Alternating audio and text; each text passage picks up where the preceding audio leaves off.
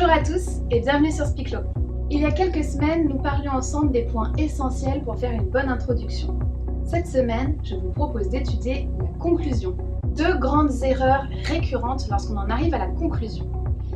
Première chose, vous avez tendance à l'expédier. C'est un moment de relâchement, on vient de faire le plus gros effort sur le développement et la conclusion, c'est un peu la lumière au bout du tunnel.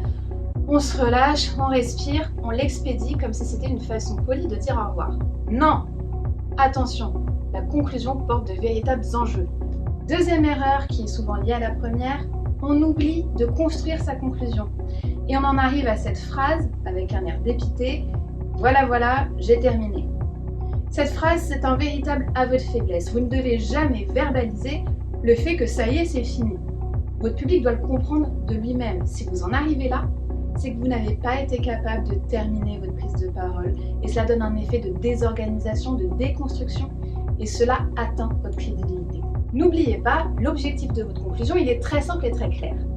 Laissez une dernière image à votre public, celle qu'il retiendra en sortant de la salle. Et cette image, bien sûr, elle doit être optimale. Votre conclusion, c'est le bouquet final.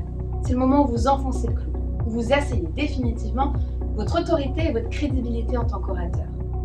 L'enjeu est donc clair, soit acter la réussite de votre prise de parole, soit vous saboter en quelques secondes. Alors comment faire pour ne pas se saboter? Il suffit de respecter deux règles. La première, maintenez l'effort du non-verbal et du paraverbal. Je ne le dirai jamais assez.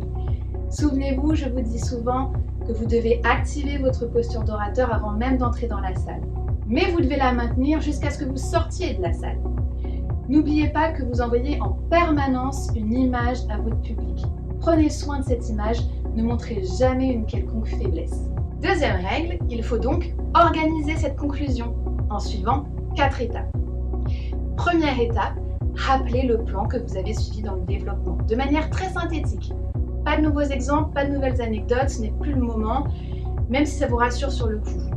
Il faut être très simple, très synthétique pour que votre public puisse ressortir avec ce plan clair, net, précis et frais dans la tête. Deuxième étape, rappelez l'intérêt de votre public vis-à-vis de votre sujet.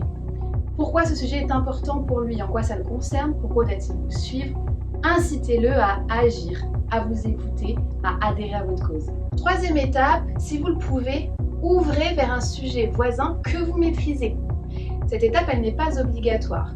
Il faut que le sujet voisin soit cohérent et fasse écho au sujet du jour. Mais si vous y arrivez, cela peut nettement créer un effet waouh et asseoir votre crédibilité, montrer l'ampleur de votre expertise. Et dernière étape, ayez une espèce de formule de politesse pour remercier votre public et lui proposer un temps d'échange afin de répondre à ses questions s'il en a.